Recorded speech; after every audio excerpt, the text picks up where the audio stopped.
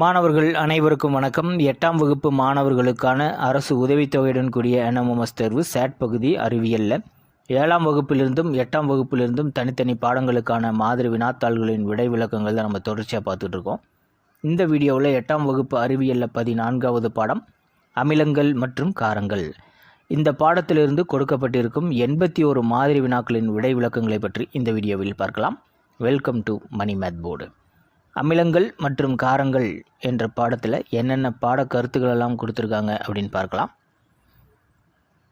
அமிலங்கள் அதற்கான வரையறை. அமிலங்கள் அவற்றின் மூலங்களை பொறுத்து 2 வகைப்படுத்தலாம். கரிம அமிலம், கனிம அமிலம். இப்போ கரிம அமிலங்கள்னால் எந்தெந்த உணவுப் பொருள்கள்லேருந்து கிடைக்குது, கனிம அமிலங்கள் தொழிற்சாலையிலேருந்து தான் நமக்கு கிடைக்கும். அவற்றுக்கான எடுத்துக்காட்டுகள் என்ன அப்படின்னு நம்ம பார்க்கலாம். அமிலங்களின் இயற்பியல் பண்புகள், வேதியியல் பண்புகள், அமிலங்களின் பயன்கள். அதே மாதிரி காரங்களுக்கான வரையறை, இயற்பியல் பண்புகள், வேதியியல் பண்புகள் மற்றும் காரங்களின் பயன்கள். நடுநிலையாக்கல் வினை, தேனீ கொட்டுதல், குளவி கொட்டுதல், பற்சிதைவு, அமிலத்தன்மை, வேளாண்மை, தொழிற்துறை, இதில் எல்லாமே அந்த நடுநிலையாக்கல் அப்படிங்கிறது நமக்கு பயன்படுது. நிறங்காட்டி, இது ரொம்ப முக்கியம். இந்த அட்டவணையை கண்டிப்பாக மெமரி பண்ணிக்கணும்.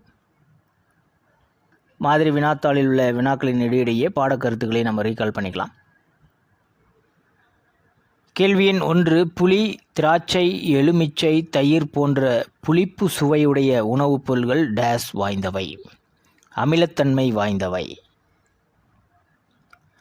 அமிலங்கள் பொதுவாகவே புளிப்பு சுவையுடையது.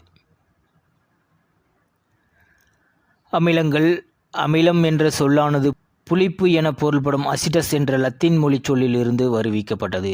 எனவே புளிப்பு சுவை கொண்ட வேதிச் சேர்மங்கள் பொதுவாக அமிலங்கள் எனப்படுகின்றன.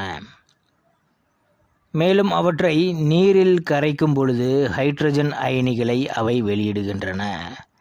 எடுத்துக்காட்டாக ஹைட்ரோகுளோரிக் அமிலம், சல்ஃபியூரிக் அமிலம் மற்றும் நைட்ரிக் அமிலம் ஆகியவற்றை நீரில் கரைக்கும் பொழுது ஹைட்ரஜன் அயனிகளை அவை கொடுக்கின்றன.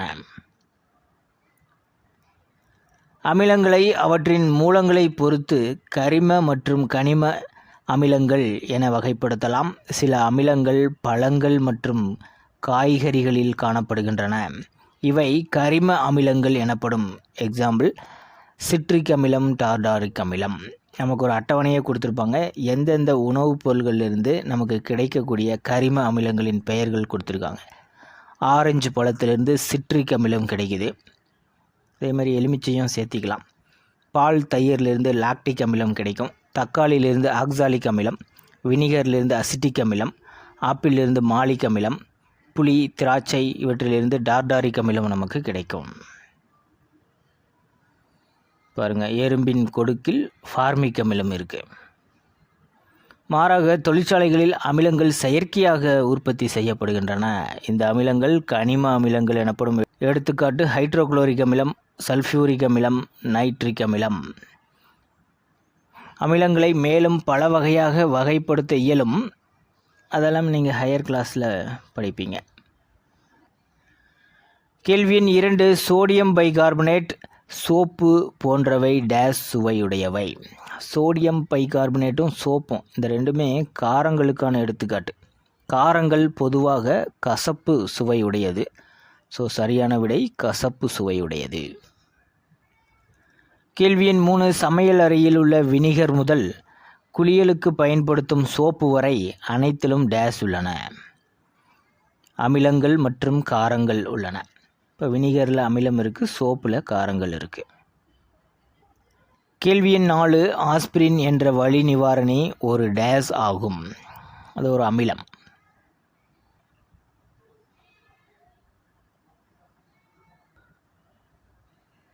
நாம் குளியலுக்கு பயன்படுத்தும் சோப்பு முதல் சமையலறையில் உள்ள வினிகர் வரை அனைத்திலும் அமிலங்கள் மற்றும் காரங்கள் உள்ளன. இவை உயிரியல், தொழிற்சாலை, சுற்றுச்சூழல் ஆகிய அனைத்திலும் முக்கியமானவை. எடுத்துக்காட்டாக நாம் பயன்படுத்தும் ஆஸ்பிரின் என்ற வலி நிவாரணி ஒரு அமிலமாகும். அமில நீக்கியாக பயன்படும் மருந்து ஒரு காரமாகும். இதுபோலவே பல்வேறு உயிரியல் மூலக்கூறுகள் அமிலங்களாகவோ அல்லது காரங்களாகவோ உள்ளன. நாம் உண்ணும் உணவில் உள்ள கொழுப்புகளில் அமிலங்களும் செல்லின் அடிப்படை பொருள்களான டிஎன்ஏவில் காரங்களும் உள்ளன. கேள்வி எண் 5. அமில நீக்கியாக பயன்படும் மருந்து ஒரு டேஸ் ஆகும். அமிலத்தை நீக்கணும் அப்படின்னா அந்த இடத்துல காரம் தான் தேவை. ஏன்னா அது ரெண்டும் சேரும்போது தான் நடுநிலையாகும். ஸோ சரியான விடை காரம். கேள்வி எண் 6. உணவில் உள்ள கொழுப்புகளில் டேஸ் உள்ளன, அமிலம் உள்ளன. கேள்வி எண் 7. பின்வருவனவற்றுள் சரியான கூற்றுகளை தேர்வு செய்க. ஆஸ்பிரின் என்ற வலி நிவாரணி ஒரு அமிலமாகும். இது சரி. அமில நீக்கியாக பயன்படும் மருந்து ஒரு காரமாகும். இரண்டாவது கூற்றும் சரி. மூன்றாவது, உணவில் உள்ள கொழுப்புகளில் அமிலங்கள் உள்ளன. இதுவும் சரி. நான்காவது, செல்லின் அடிப்படை பொருள்களான டிஎன்ஏவில் காரங்கள் உள்ளன. இதுவும் கரெக்டு தான். ஸோ அனைத்து கூற்றுகளுமே சரி. சரியான விடை ஆப்ஷன் 4. கேள்வி எண் 8. பொறுத்துக. அமிலம். அமிலம் என்ற சொல்லானது அசிட்டஸ் என்ற லத்தீன் வார்த்தையிலிருந்து வருவிக்கப்பட்டது. அப்போ அமிலம் அசிட்டஸ். புளிப்பு சுவை. அமிலங்கள் பொதுவாகவே புளிப்பு சுவை உடையது. ஸோ புளிப்பு சுவை அமிலங்கள், அமிலம். காரம் டிஎன்ஏவிலையும் இருக்குது. கசப்பு சுவை கொண்டது காரம். சரியான விடை ஆப்ஷன் 2. கேள்வி எண் 9. தவறான ஒன்றை தேர்வு செய்க. இந்த வினாவுக்கு ஆன்சர் பண்ணுறதுக்கு முன்னாடி அமிலங்களின் இயற்பியல் பண்புகள் ஒரு முறை ரீட் பண்ணிக்கலாம். அமிலங்கள் புளிப்பு சுவை கொண்டவை. அமிலங்கள் நிறமற்றவை. அமிலங்கள் அரிக்கும் தன்மை கொண்டவை. மேலும் வலிமையான அமிலங்கள் மனிதர்களின் தோல், துணி மற்றும் காகிதத்தை பாதிக்கின்றன. பொதுவாக அமிலங்கள் திரவ நிலையில் காணப்படும். ஒரு சில அமிலங்கள் திண்ம நிலையிலும் உள்ளன. எடுத்துக்காட்டு பென்சாயிக் அமிலம். இதை நீங்கள் கண்டிப்பாக நோட் பண்ணிக்கணும். அமிலங்கள் நிறங்காட்டிகளின் நிறத்தை மாற்றுகின்றன. நீல லிட்மஸ் தாளை சிவப்பாகவும் மெத்தில் ஆரஞ்சு கரைசலை சிவப்பாகவும் மாற்றுகின்றன. அமிலங்கள் நீரில் நன்கு கரைகின்றன. அப்படி நீரில் கரைந்து ஹைட்ரஜன் அயனிகளை கொடுக்கும், H+. அமிலங்களின் நீர் கரைசல் மின்சாரத்தை கடத்துகிறது. இப்போ கேள்வி எண் 9 தவறான கூற்றை நம்ம சூஸ் பண்ணிடலாம். அமிலங்கள் புளிப்பு சுவையுடையவை. சரி. அமிலங்கள் ஒன்று அல்லது அதற்கு மேற்பட்ட இடப்பெயர்ச்சி செய்யத்தக்க ஹைட்ரஜன் அயனிகளை பெற்றுள்ளன. இதுவும் சரி. மூன்றாவது ஆப்ஷனில் அமிலத்தை நீரில் கரைக்கும் பொழுது ஹைட்ராக்சைடு அயனிகளை OH- வெளிப்படுத்துகின்றன. தவறு. அமிலங்களை நீரில் கரைக்கும் போது ஹைட்ரஜன் அயனிகளை வெளிப்படுத்துகின்றன. காரத்தை நீரில் கரைக்கும் போது தான் ஹைட்ராக்சைடு அயனிகளை வெளிப்படுத்தும். இப்போ தவறான கூற்று ஆப்ஷன் 3 தான் இருக்குது. அமிலங்கள் அரிக்கும் தன்மையுடையன. இதுவும் சரிதான். இப்போ தவறான கூற்று ஆப்ஷன் 3. கேள்வி எண் 10. பொருந்தாத ஒன்றை தேர்வு செய்க. ஆப்ஷனில் HCl, H2SO4, KOH, HNO3 அப்படின்னு கொடுத்துருக்காங்க. இதில் பொருந்தாத ஒன்று ஆப்ஷன் 3, பொட்டாசியம் ஹைட்ராக்சைடு. அது காரம். மற்ற மூன்றுமே அமிலங்கள்.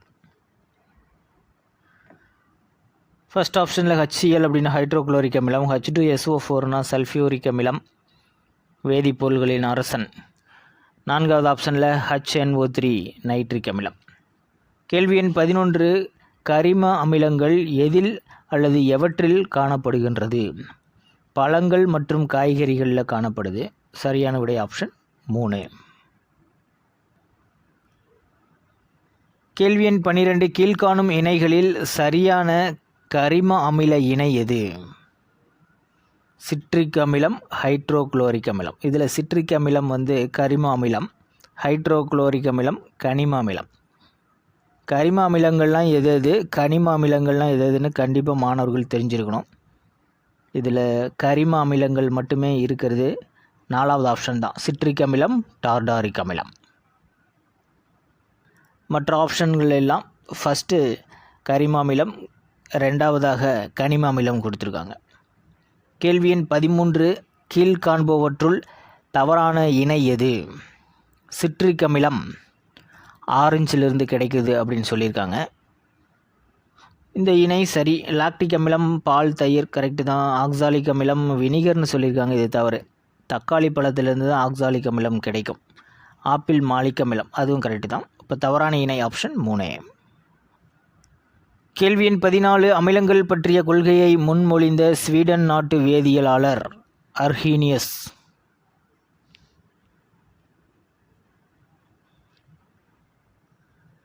உங்களுக்கு தெரியுமா அப்படிங்கிற பகுதி. ஸ்வீடன் நாட்டு வேதியியலாளர் அர்ஹீனியஸ் அமிலங்கள் பற்றிய ஒரு கொள்கையை முன்வைத்தார். அவரின் கூற்றுப்படி அமிலம் என்பது நீர் கரைசலில் H+ அயனிகள், அதாவது ஹைட்ரஜன் அயனிகள் அல்லது H3O+ அயனிகளை தரும் வேதிப்பொருளாகும். கேள்வி எண் 15. கீழ்காண்பவைகளில் எது கனிம அமிலம் அல்ல? கனிம அமிலம் அப்படின்னா ஹைட்ரோக்ளோரிக் அமிலம், சல்ஃபியூரிக் அமிலம், நைட்ரிக் அமிலம் இதெல்லாமே சொல்லலாம். இப்போ கனிம அமிலம் அல்ல அப்படின்னா கரிம அமிலம், டார்டாரிக் அமிலம் தான் கரிம அமிலம். ஸோ சரியான விடை ஆப்ஷன் 3. கேள்வி எண் 16. அமிலங்கள் குறித்த பண்புகளுள் தவறானது எது? நம்ம ஆல்ரெடி அமிலங்களின் பண்புகள் படிச்சிட்டோம். புளிப்பு சுவை உடையது, நிறமற்றது கரெக்டு. ஆப்ஷன் 2ல் அரிக்கும் தன்மை உடையது, நீல லிட்மஸ் தாளை சிவப்பாக மாற்றும், அதுவும் சரி. 3வது ஆப்ஷனில் மின்சாரத்தை கடத்தும், நீரில் கரையும், இதுவும் கரெக்டு. 4வது ஆப்ஷனில் வளவளப்பானது சிவப்பு லிட்மஸ் தாளை நீலமாக மாற்றும், இதுதான் தவறு. இது காரத்தின் பண்புகள். இப்போ தவறான ஒன்று ஆப்ஷன் 4. கேள்வி எண் 17. கூற்று 1. வயிற்றில் பசியுணர்வு ஏற்பட காரணமாக உள்ள அமிலம் ஹைட்ரோக்ளோரிக் அமிலம். சரி. 2வது கூற்று, ஹைட்ரோக்ளோரிக் அமிலத்தின் சுரக்கும் அளவு அதிகரித்தால் வயிற்றுப்புண் தோன்றும், இதுவும் சரி. கூற்று 1, 2 இரண்டுமே சரி. ஆப்ஷன் 3.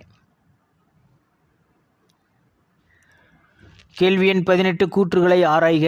முதல் கூற்று, காப்பர் அல்லது பித்தளை பாத்திரத்தில் உள்ள தாமிரம் உணவுப் பொருளுடன் வினைபுரிந்து உணவை நஞ்சாக்கிவிடும், இந்த கூற்று சரி. கூற்று 2, வெள்ளீயம் பாத்திரங்களை அமிலங்களின் செயல்பாட்டிலிருந்து பாதுகாத்து உணவு நஞ்சாவதை தடுக்கிறது, 2வது கூற்றும் சரி. இப்போ கூற்று 1, 2 சரி. ஆப்ஷன் 3.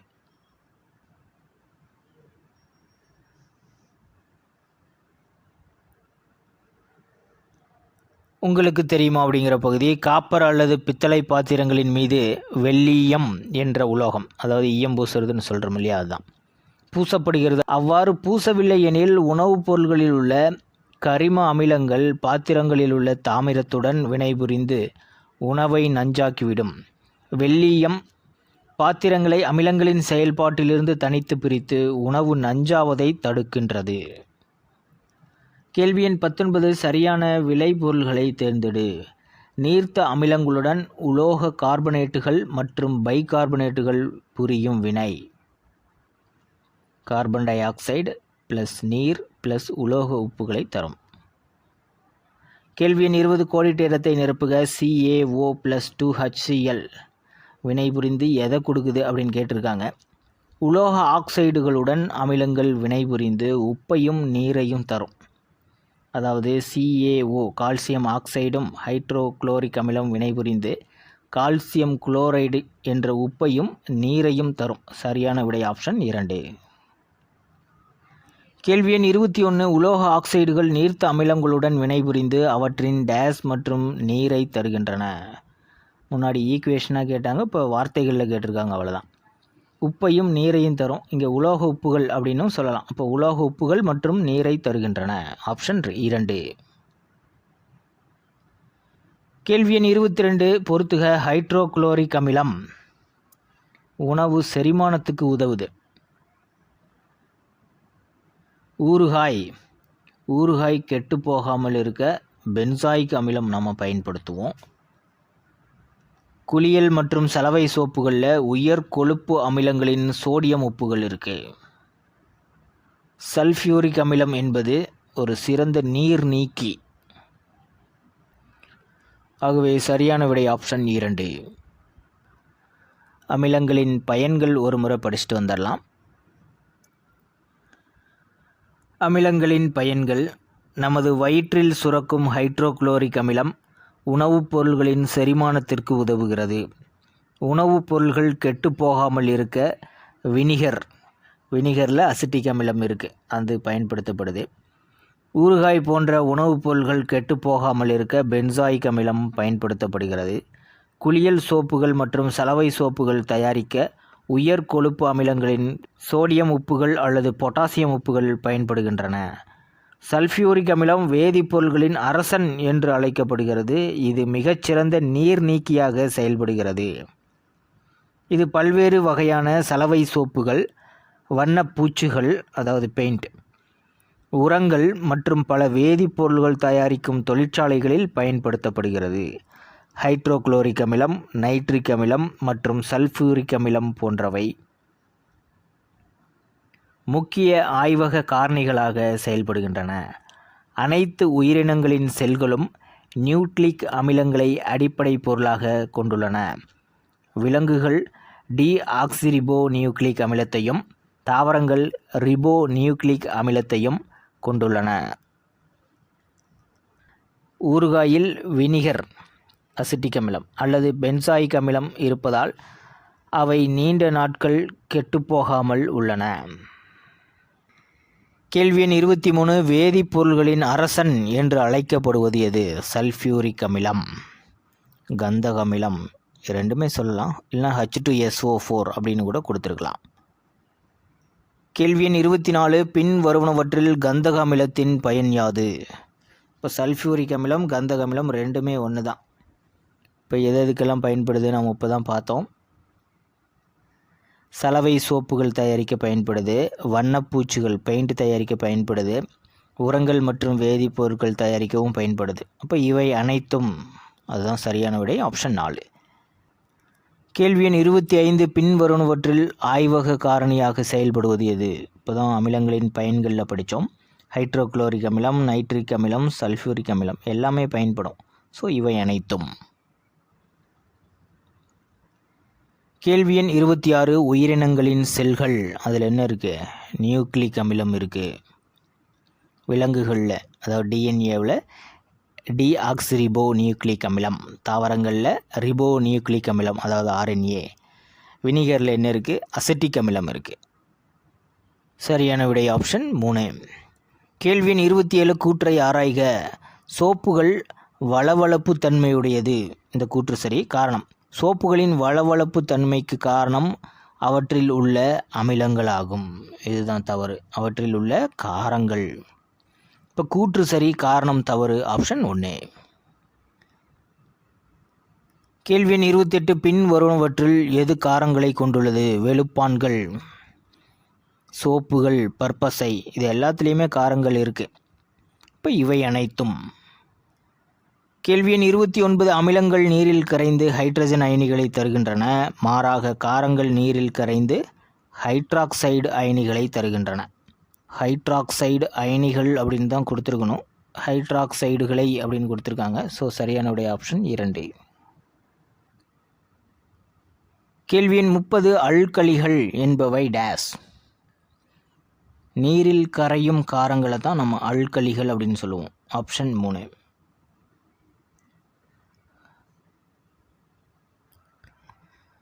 காரங்களின் இயற்பியல் பண்புகள். காரங்கள் பொதுவாக திண்ம நிலையில் காணப்படுகின்றன. ஒரு சில காரங்கள் திரவ நிலையிலும் உள்ளன. எடுத்துக்காட்டு அமோனியம் ஹைட்ராக்சைடு, கால்சியம் ஹைட்ராக்சைடு. திரவ ஊடகத்தில் உள்ளபோது காரங்கள் வளவளப்பு தன்மையுடன் உள்ளன. காரங்கள் கசப்பு தன்மை கொண்டவை, காரங்கள் அரிக்கும் தன்மை கொண்டவை. இவை தோலின் மீது அடிக்கடி படும்போது வலி மிகுந்த கொப்பளங்களை ஏற்படுத்துகின்றன. காரங்கள் நிறமற்றவை. காரங்கள் நிறங்காட்டிகளின் நிறத்தை மாற்றுகின்றன. சிவப்பு லிட்மஸ் தாளை நீலமாகவும், மெத்தில் ஆரஞ்சு கரைசலை மஞ்சளாகவும், பினாப்தலீன் கரைசலை இளஞ்சிவப்பு நிறமாகவும் மாற்றுகின்றன. காரங்களின் நீர்க்கரைசல் மின்சாரத்தை கடத்துகிறது. காரங்களின் பயன்கள். குளியல் சோப்புகள் தயாரிக்க பொட்டாசியம் ஹைட்ராக்சைடு பயன்படுகிறது. சலவை சோப்புகள் தயாரிக்க சோடியம் ஹைட்ராக்சைடு பயன்படுகிறது. காகித தொழிற்சாலை மற்றும் ஆடைகள் தயாரிக்கும் தொழிற்சாலைகளிலும் மருந்துகள் தயாரிக்கவும் சோடியம் ஹைட்ராக்சைடு பயன்படுகிறது. வெள்ளை அடிக்க கால்சியம் ஹைட்ராக்சைடு பயன்படுகிறது. வயிற்றில் உருவாகும் அமிலத்தன்மையை நடுநிலையாக்க அலுமினியம் ஹைட்ராக்சைடு மற்றும் மெக்னீசியம் ஹைட்ராக்சைடு போன்ற காரங்கள் பயன்படுகின்றன.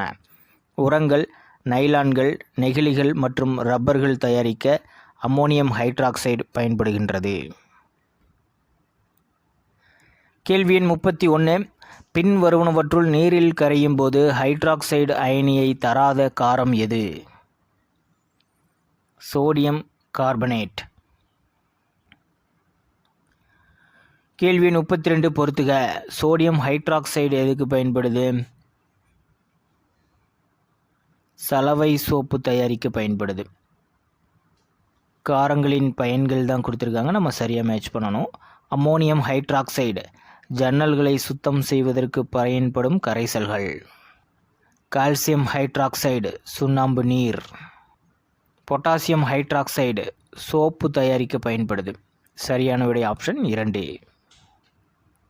கேள்வி எண் 33. கீழ்காணும் காரங்களை அவற்றின் வணிக பெயருடன் பொருத்துக. சோடியம் கார்பனேட் சலவை சோடா. சோடியம் பைகார்பனேட் சமையல் soda. Sodium hydroxide caustic soda. Potassium hydroxide caustic potash.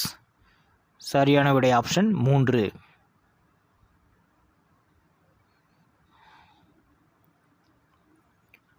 கேள்வி எண் 24. திரவ நிலையில் உள்ள கார இணை எது? காரங்கள் பொதுவாகவே திண்ம நிலையில் தான் இருக்கும், ஆனால் சில காரங்கள் திரவ நிலையில் இருக்கும். திரவ நிலையில் உள்ள கார இணை ammonium hydroxide, calcium hydroxide. Option 4.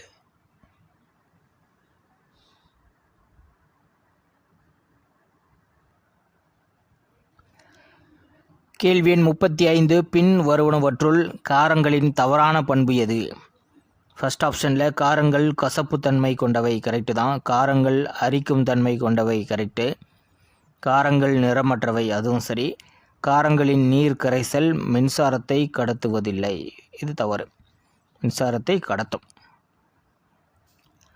கேள்வி எண் 36. காரங்கள் அலோக ஆக்சைடுகளுடன் வினைபுரிந்து கொடுப்பது உப்பு மற்றும் நீர். இதே மாதிரி தான் அமிலங்கள் உலோக ஆக்சைடுகளுடன் வினைபுரிந்து உப்பு மற்றும் நீரை தரும். மாணவர்கள் கண்டிப்பாக நினைவில் வச்சுக்கோங்க. கேள்வி எண் 37. அமிலங்கள் மற்றும் காரங்களின் பண்புகளுள் தவறானது எது? ரெண்டுக்கும் காமனான பண்புகள் எது எதுன்னு கேட்குறாங்க. அதில் தவறானது எது அப்படின்னு பார்க்கலாம். ரெண்டுமே அரிக்கும் தன்மையுடையது கரெக்டு தான். நீர்க்கரைசலில் அயனியாக்கத்திற்கு உட்படுதல் கரெக்டு தான். நீர்க்கரைசலில் மின்சாரத்தை கடத்துதல் அதுவும் கரெக்டு. நடுநிலையாக்கல் வினைக்கு உட்படாமை இதுதான் தவறு. இப்போ தவறான ஒன்று ஆப்ஷன் 4. கேள்வி எண் 38. பின் வருவனவற்றுள் தவறான கூற்று எது? ஆப்ஷன் 1. அமிலங்கள் நீரில் கரைந்து ஹைட்ரஜன் அயனியையும் காரங்கள் ஹைட்ராக்சைடு அயனிகளையும் தருகின்றன கரெக்டு தான். ரெண்டாவது ஆப்ஷனில் அமிலங்கள் புளிப்பு சுவை உடையது, காரங்கள் கசப்பு சுவையுடையவை இதுவும் கரெக்டு தான். மூணாவது ஆப்ஷனில் சில அமிலங்கள் திடநிலையில் காணப்படுகிறது, எக்ஸாம்பிள் பென்சாயிக் அமிலம். பெரும்பாலான காரங்கள் திடநிலையில் காணப்படுகின்றது கரெக்டு தான். நாலாவது ஆப்ஷனில் பாருங்கள், அமிலங்கள் சிவப்பு லிட்மஸ் தாளை நீலமாகவும் காரங்கள் நீல லிட்மஸ் தாளை சிவப்பாகவும் மாற்றுகின்றன, இதுதான் தவறு. அமிலங்கள் நீல லிட்மஸ் தாளை சிவப்பாக மாற்றும், காரங்கள் சிவப்பு லிட்மஸ் தாளை நீலமாக மாற்றும். கரெக்டாக எக்ஸ்சேஞ்ச் பண்ணி கொடுத்துட்டாங்க. தவறான கூற்று ஆப்ஷன் 4. கேள்வி எண் 39. பொறுத்துக. குளியல் சோப்பு செய்கிறதுக்கு எந்த காரம் பயன்படுது அப்படின்னு நம்ம கண்டுபிடிக்கணும். Potassium hydroxide. சலவை சோப்பு சோடியம் ஹைட்ராக்சைடு. வயிற்றில் சுரக்கும் அமிலத்தை நடுநிலையாக்கல். வயிற்றில் ஹைட்ரோக்ளோரிக் அமிலம் சுரக்கும். நீங்கள் சரியாக சாப்பிடலைன்னா வயிற்று அரித்து புண்ணாக்கிடும். அதை நம்ம சரி செய்யணும் அப்படின்னா அலுமினியம் ஹைட்ராக்சைடு அப்படின்ற காரம் பயன்படும். வெள்ளையடிக்க கால்சியம் ஹைட்ராக்சைடு. சரியான விடை ஆப்ஷன் 2. கேள்வி எண் 40. உரங்கள், நைலான்கள், நெகிழிகள் மற்றும் ரப்பர்கள் தயாரிக்க பயன்படுவது டேஸ். Ammonium hydroxide.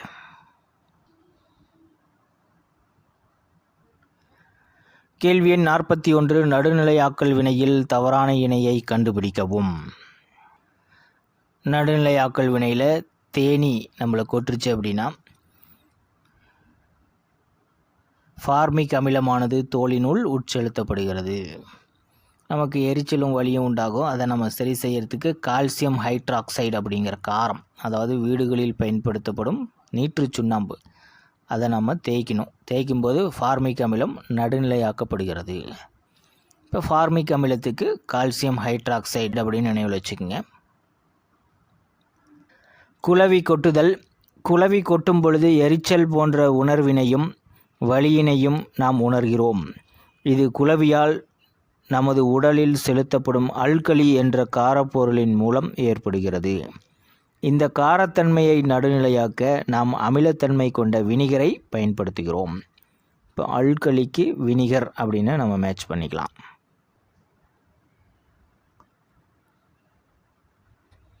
அடுத்தது பற்சிதைவு. பொதுவாக ஒரு நாளைக்கு 2 முறை நாம் பல் துலக்க வேண்டும் என மருத்துவர்கள் அறிவுறுத்துகின்றனர். ஏனெனில் நம் வாயில் இருக்கும் பாக்டீரியாக்கள் பற்களுக்கு இடைப்பட்ட இடைவெளிகளில் சிக்கியுள்ள உணவுத் துகள்களை சிதைத்து அதன் மூலம் அமிலத்தை உருவாக்குகின்றன. இது பற்சிதைவுக்கு வழிவகுக்கிறது. இதனை தடுக்க நாம் அமிலத்தை நடுநிலையாக்க வேண்டும்.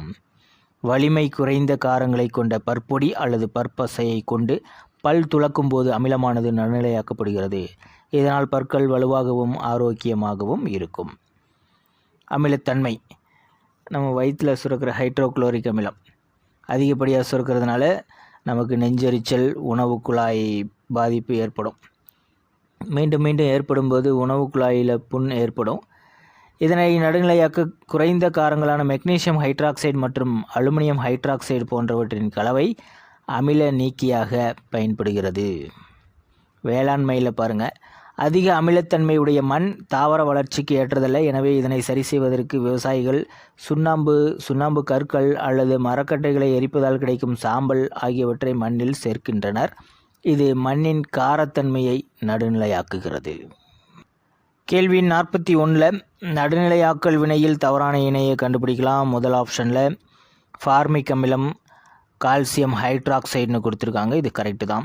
அல்கலி காரத்தை நடுநிலையாக்க வினிகர் பயன்படுத்துவோம். இரண்டாவது ஆப்ஷனும் கரெக்டு.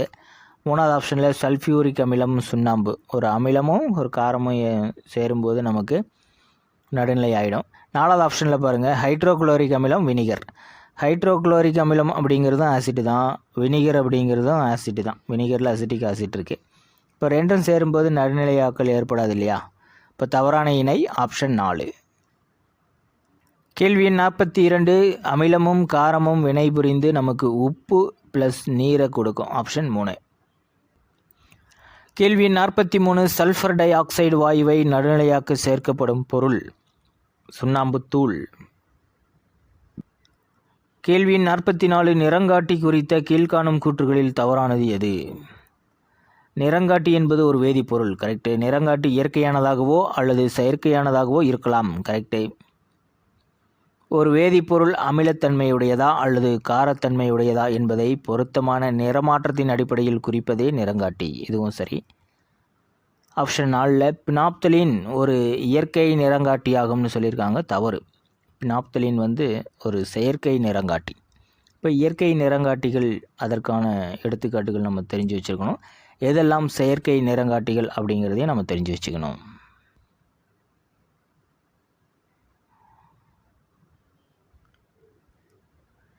இயற்கை நிறங்காட்டி என்பது இயற்கை மூலத்திலிருந்து பெறப்படும் வேதிப்பொருளாகும். லிட்மஸ், மஞ்சள் சாறு, செம்பருத்திப்பூ மற்றும் பீட்ரூட் சாறு ஆகியவை இயற்கை மூலங்களிலிருந்து பெறப்படும் இயற்கை நிறங்காட்டிகளாகும். இப்போ செயற்கை நிறங்காட்டிகள் அப்படின்னா பினாப்தலின் மற்றும் மெத்தில் ஆரஞ்சு. கேள்வி 45. இயற்கை நிறங்காட்டி குறித்த தவறான ஒன்றை குறிப்பிடுக. லிட்மஸ், மஞ்சள் சாறு, பீட்ரூட் சாறு இது எல்லாமே இயற்கை நிறங்காட்டி தான். மெத்தில் ஆரஞ்சு அப்படிங்கிறது செயற்கை நிறங்காட்டி. கேள்வி 46. மஞ்சள் நிறங்காட்டி குறித்த கீழ்கண்ட கூற்றுகளுள் எந்த கூற்று தவறானது? ஆப்ஷன் 1ல் பாருங்கள், மஞ்சள் தூளில் சிறிதளவு நீரை சேர்த்து தயாரிக்கப்படும் மஞ்சள் தூள் பசை மை உறிஞ்சும் தாள் அல்லது வடிதாளின் மீது பூசப்பட்டு உலர்த்தப்படுகிறது. கரெக்டு. ஆப்ஷன் 2ல் அமிலக்கரைசலில் மஞ்சள் நிறங்காட்டி எந்த நிறமாற்றத்தையும் தருவதில்லை. கரெக்டு தான். காரக்கரைசலில் மஞ்சள் நிறங்காட்டி மஞ்சள் நிறத்திலிருந்து இளம் சிவப்பு நிறமாக மாறுகிறது. இது தவறு. இளஞ்சிவப்பு நிறமல்ல, சிவப்பு நிறம்னு கொடுத்துருக்கணும். ஆப்ஷன் 4ல் மஞ்சள் கரை படிந்த ஒரு வெள்ளை துணியை சலவை சோப்பு கொண்டு துவைக்கும் போது மஞ்சள் கரை சிவப்பு நிறத்திற்கு மாற்றமடைகிறது. இதுவும் சரி. ஏன்னா சோப்பு அப்படிங்கிறது காரம் இல்லையா, ரெண்டும் மிக்ஸ் ஆகும்போது மஞ்சள் கரை சிவப்பு நிறமாக மாறிடும். இப்போ தவறான கூற்று ஆப்ஷன் 3.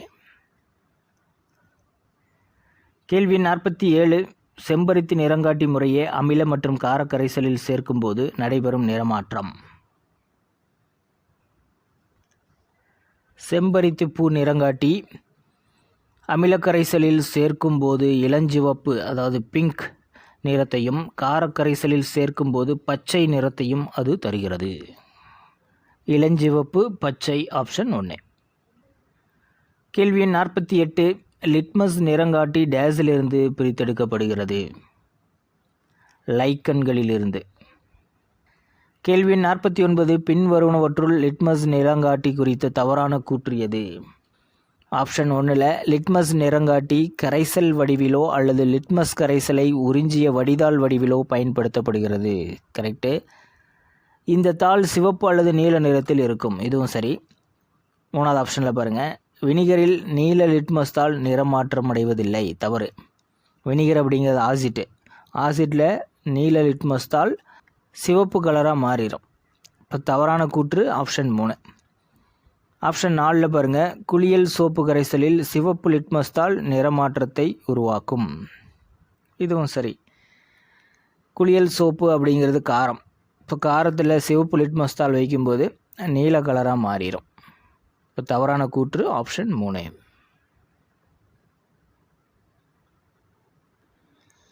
கேள்வி எண் 50. பொறுத்துக.